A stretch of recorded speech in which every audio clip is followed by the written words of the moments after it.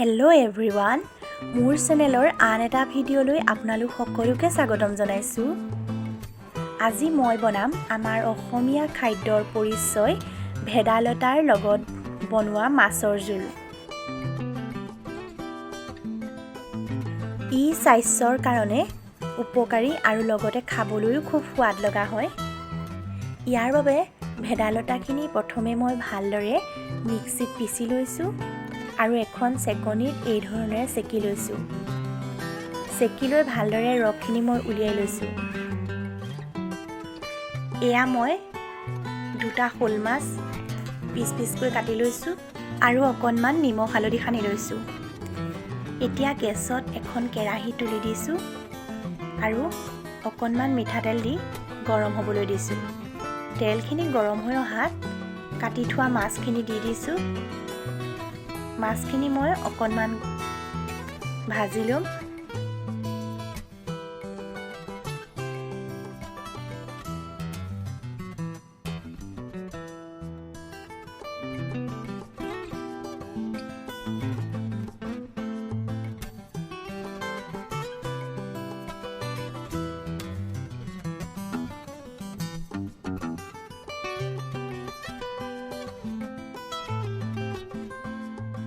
এয়া চাওক, মোৰ মাছখিনি ভাজি লোৱা হৈ গ'ল। এতিয়া মই মাছখিনি কাঢ়ি থ'ম।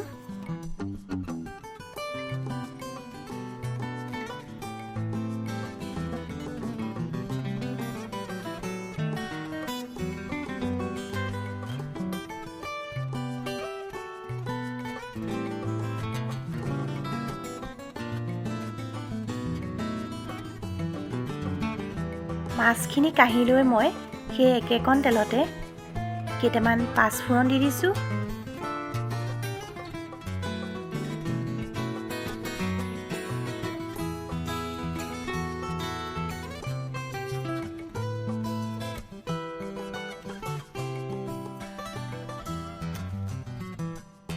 পাঁচফোৰণকেইটা ফুটি অহাত তাত খুন্দি থোৱা আদা নহৰু অকণমান দি দিছোঁ আৰু লগতে কাটি থোৱা পিঁয়াজ অকণমানো দি দিছোঁ। এইখিনি মই অলপ সময় ৰঙচুৱাকৈ ভাজি ল'ম।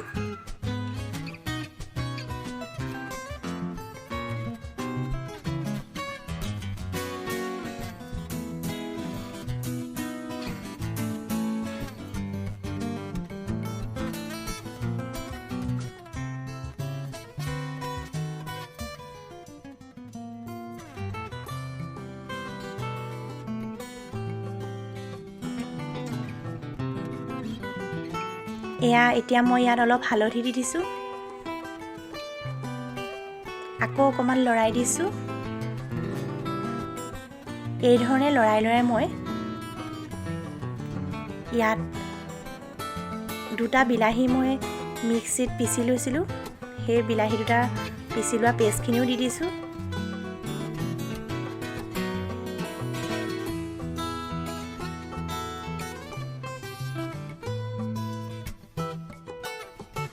এইখিনিও মই অলপ সময় ভাজি ল'ম। অলপ ভাজি হোৱাৰ পাছত আগতে মই দুটা আলু বইল কৰি থৈছিলোঁ। সেই আলু দুটা এনেকৈ হাতেৰে পিটিকি দি দিছোঁ।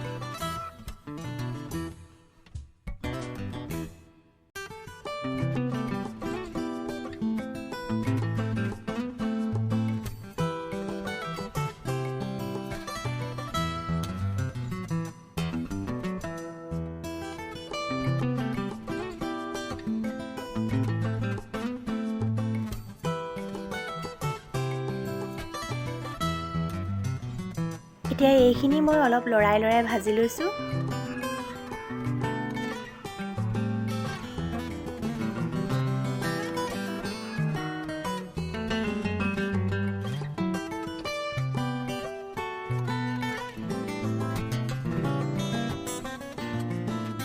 এতিয়া ইয়াত মই দিছোঁ এচামুচ নিমখ সোৱাদ অনুযায়ী।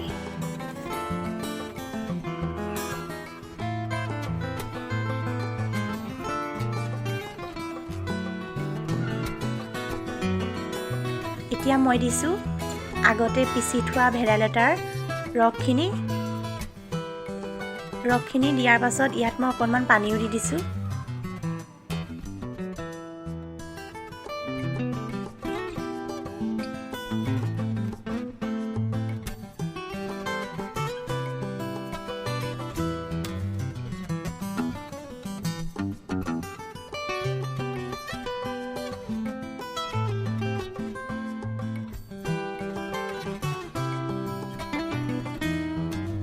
লগতে ভাজি থোৱা মাছ কেইপিচো দি দিছোঁ।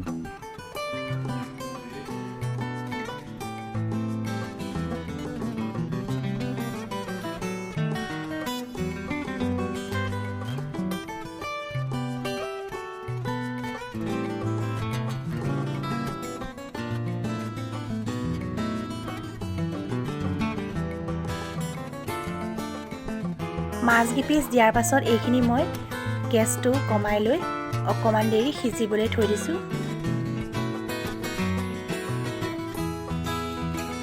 এইখিনি ভালকৈ উতল অহাত ইয়াত মই 2 চামুচ জালুকৰ গুড়ি দি দিছোঁ আৰু অলপ সময় উতলিবলৈ থৈ দিছোঁ।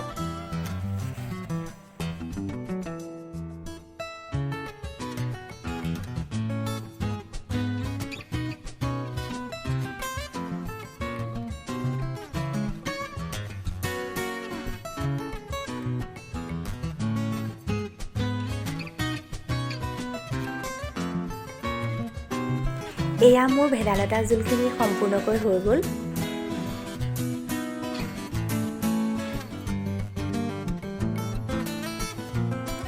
আপোনালোকে বাৰু মোৰ ৰেচিপিটো চাই কেনেকুৱা পালে?